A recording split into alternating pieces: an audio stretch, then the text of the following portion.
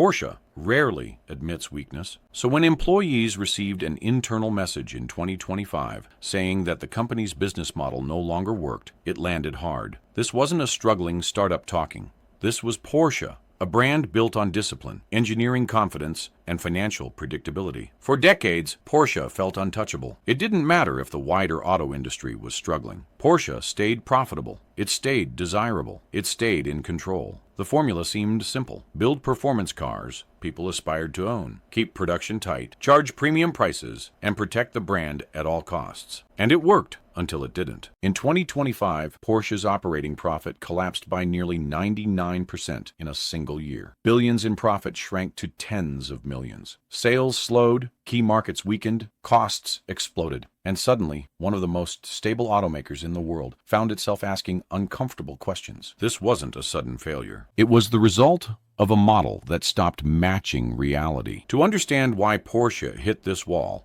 you have to understand what made it strong in the first place. From the beginning, Porsche focused on identity over volume. Early cars were clean, light, and intentional. Nothing felt accidental. Over time, the 911 became more than a product. It became a symbol. Even people who never drove one recognized it instantly. That recognition created power. Racing success reinforced credibility. Customer loyalty stayed unusually high. Pricing stayed firm. Even used models held value in a way few brands could replicate. Porsche didn't chase trends, it shaped them. Then came a calculated expansion. SUVs like the Cayenne and Macan brought Porsche into everyday life. Purists complained, but financially, the move was brilliant. These models funded everything else. They made Porsche bigger without cheapening the badge, or at least that was the belief. Behind the scenes, Porsche kept tight control. Production stayed disciplined. Costs stayed predictable. Profit per vehicle remained strong. Not Ferrari-level strong, but impressive for a company operating at Porsche's scale. The system worked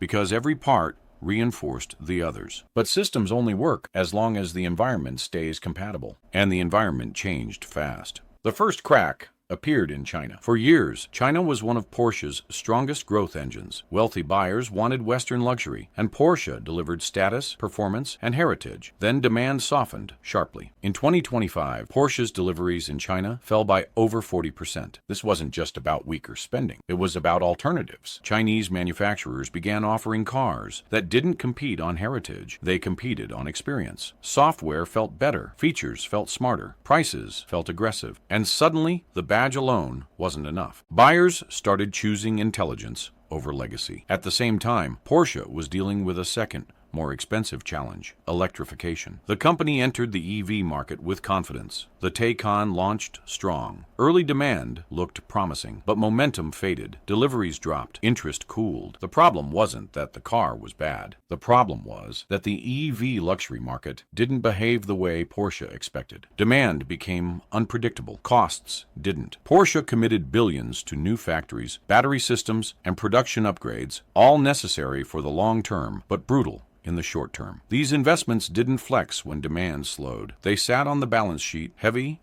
and unforgiving. Then came tariffs, trade pressure, and rising input costs, all landing at once. By 2025, Porsche was spending billions just to stand still. And here's where the core tension emerged. Porsche needs volume to fund engineering, but Porsche also needs scarcity to protect its brand. Those two goals were already difficult to balance in the combustion era. Electric vehicles made the balance even tighter. EVs are expensive to build well. Batteries, cooling, software, and safety systems add cost fast. Price too high, and demand disappears. Price too low, and margins vanish. In the past, Porsche solved problems like this by adding models, more segments, more options, more buyers. That strategy worked once, especially with SUVs. But today, every luxury brand has SUVs. Every premium brand is chasing the same customers. The space is crowded, differentiation is harder, and expanding further risks diluting what made Porsche special. This isn't just Porsche's problem.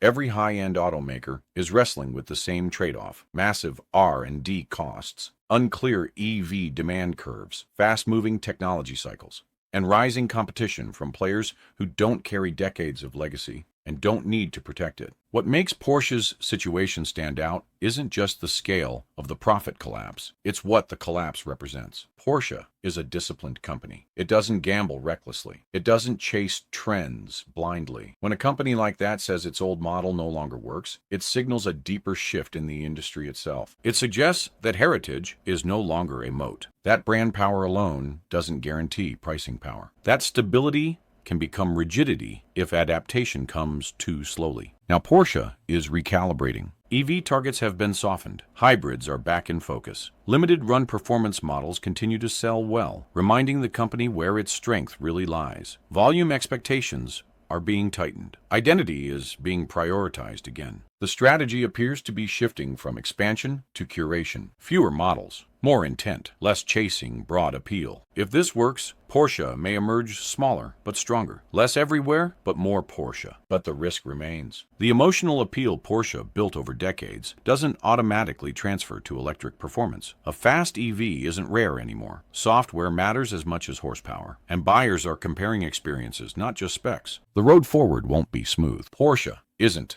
collapsing, but it is being tested in a way it hasn't been before. And the outcome will matter far beyond one brand. Because if a company this disciplined can see its blueprint break under modern pressure, it raises a bigger question. What does luxury mean in a world where technology moves faster than identity and where consumer expectations reset every few years? Porsche is trying to answer that now, and how it answers may shape the future of performance brands altogether. If you want more breakdowns like this, not brand stories, but the decisions, systems, and incentives that actually shape companies, subscribe to Founder Decisions. We don't chase headlines. We analyze what quietly changes outcomes. Subscribe if you want to understand business at the level where decisions really matter.